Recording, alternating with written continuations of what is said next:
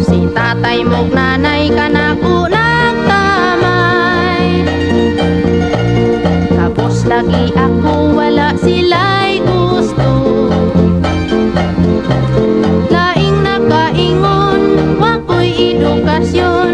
Ako dili angay sa inyo nga banay. Daw tubig ug lana di ay kining ugma.